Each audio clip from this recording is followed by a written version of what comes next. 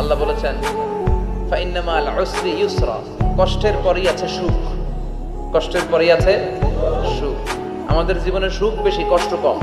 কয়দিন না খেয়েছিলাম, কয়দিন বিপদে পড়ছি, কয়দিন ডাকাইতে ধরছে, এক মাসের মধ্যে অসুস্থ থাকি কয়দিন আর সুস্থ থাকি কয়দিন, এটা হিসাব করে না। অসুস্থ যে ছিল খালি এটা খেয়াল রাখে, আছে না নাই?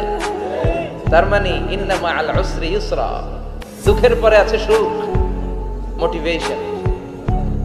প্রাণটা আবার উদ্বেলিত হয়ে ওঠে, তাই তো আসলে তো দুঃখের পরে সুখ। এজন্য কষ্ট যখন পাবেন, অসুস্থ যখন হবেন, ওইখানেও আনন্দ করবেন, কারণ সামনে আরাম আসতেছে। সুবহানাল্লাহ পড়েন।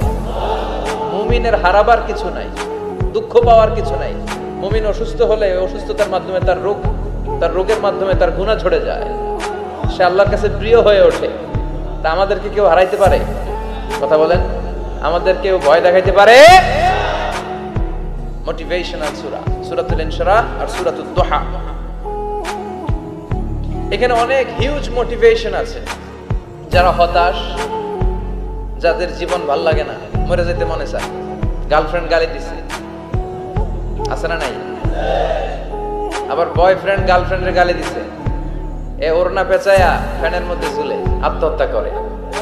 কত বড় পাগল, তুই মরলি কেন? গালি দিছে তো কি হয়েছে?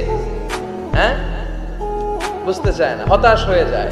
আর বয়স কম তো, ইচড়ে পাকা, অল্পতে কাবু হয়ে যায়।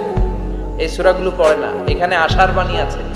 আজকে আমি জানি কথা শোনাবো আপনাদেরকে, শুরুতে আগে সংক্ষেপে বলে দিই। এই সূরার মূল কথা হচ্ছে, মানে সেন্ট্রাল থিম বা সাবজেক্ট ম্যাটার সূরাতুদ দুহার কেন্দ্রীয় আলোচ্য বিষয় হচ্ছে নিরাশ হবেন না, হতাশ হবেন না, হাল ছাড়বেন না, ভরসা রাখবেন কার উপর?